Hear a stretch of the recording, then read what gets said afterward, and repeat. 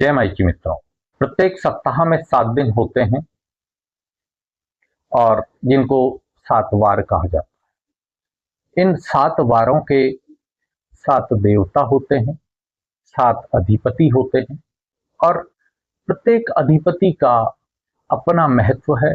प्रत्येक दिन का, प्रत्येक वार का अपना महत्व है। किस दिन हमें कौन सा कार्य करना चाहिए और कौन सा कार्य नहीं करना चाहिए, ये जानकर आगे बढ़ने से हमें जीवन में लाभ तो मिलता ही है। इवन कई जगह हम लोग असफलता से बच सकते हैं, परेशानी से बच सकते हैं।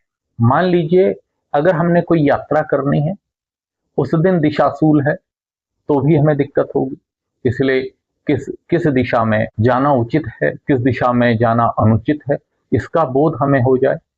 या किस दिन कौन सी चीज हमें खरीदनी चाहिए, क्या चीज अपने घर लानी चाहिए और कौन से कार्य का आरंभ करना चाहिए। अगर ये हमें जानकारी हो जाए तो 50% सफलता निर्धारित हो जाती है। आज इसी विषय पर मैं आपसे चर्चा करने जा रहा हूं। रविवार से लेकर शनिवार तक 7 दिन होते हैं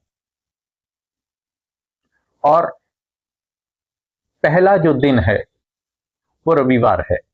ये सूर्य नारायण को अर्पित है।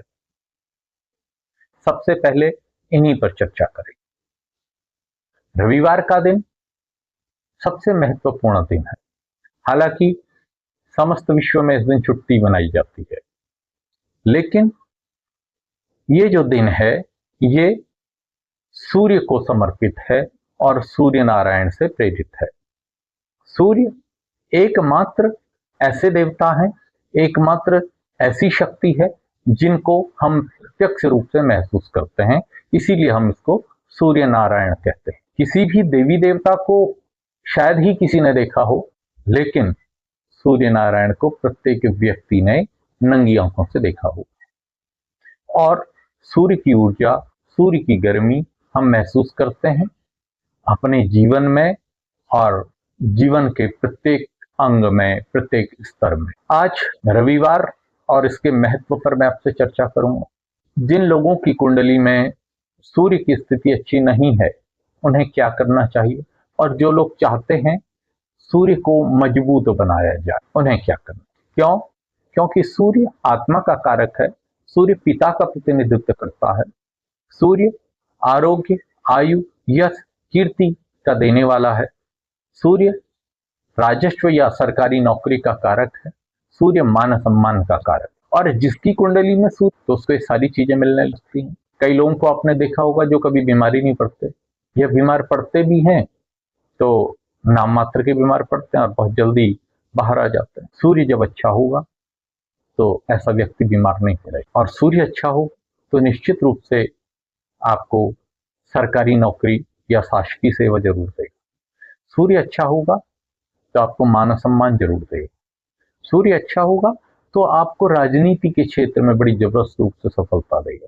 हालांकि इसके अलावा अन्य सारी चीजें भी देखने की आवश्यकता होती है, लेकिन मैं आपको ये नॉर्मल चीजें बता। सूर्य को अच्छा करने के लिए क्या करना चाहिए, या जिन लोगों का सूर्य अच्छा भी है तो उसको वो और अच्छा कैसे करें, उसके लिए आवश्यक है कि सुबह उठकर नियमित रूप से सूर्य नारायण को अर्घ्य अवश्य दें। और जो अर्घ देने का सही समय है वो 8 बजे से पहले का ही है। कई लोग रोली मिलाकर सूर्य को जल देते हैं, जो कि बिल्कुल गलत है। मैं पिछली बार एक वीडियो में इसको बता भी चुका हूं कि सूर्य नारायण को जब भी आप अर्घ दें तो लाल चंदन डालकर अर्घ दें, क्योंकि रोली एसिडिक होती है और चंदन एल्केलाइन होता है। जब आप रोली डालकर अर्घ देते हैं तो अम्लीयता का प्रवेश आपके जीवन में होता है, और अम्लीयता बढ़ने से क्रोध बढ़ने लगता है, या हो सकता है कि पित्त विकार बढ़ने लगे। इसलिए जब भी सूर्य नारायण को अर्घ दें तो लाल चंदन डालकर दें, पहली बात। दूसरी बात, आप सूर्य को अच्छा करना चाहते हैं, सूर्य नमस्कार जरूर करें। सूर्य नमस्कार एक आसन है जो कि जिसमें 12 मुद्राएं होती हैं और 6 आसनों का ये समावेश है। अगर आप चाहते हैं कि शारीरिक रूप से आप स्ट्रांग बने रहें, शारीरिक रूप से आप स्वस्थ बने रहें, तो कम से कम 4 बार, 6 बार या 12 बार यथाशक्ति अपनी सामर्थ्य के अनुसार सूर्य नमस्कार अवश्य कीजिए। रविवार के दिन क्या करें और क्या न करें? रविवार के दिन आप गेहूं खरीद सकते हैं, सोना खरीद सकते हैं, तांबा खरीद सकते हैं, लकड़ी या लकड़ी का फर्नीचर आप लोग खरीद सकते हैं। ये खरीदने के लिए ये दिन बहुत अच्छा है। हाँ, रविवार के दिन लोहा, लोहे से बनी वस्तुएं और सरसों का तेल भूल कर भी न खरीदें। अगर आप ये चीजें लेते हैं तो निश्चित रूप से हानि की, ग्रह कलेश की संभावना बढ़ती है। और समस्त सूर्य संबंधी दोषों के निवारण के लिए सूर्य मंत्र का जप अवश्य करें और सुबह अवश्य ही सुबह उठना शुरू करें।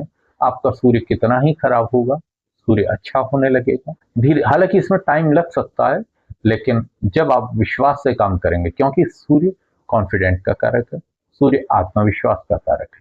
जब आप कॉन्फिडेंटली काम करेंगे तो निश्चित रूप से आपको इसका लाभ मिलेगा। उम्मीद करता हूं आपको जानकारी अच्छी लगेगी। जय माई।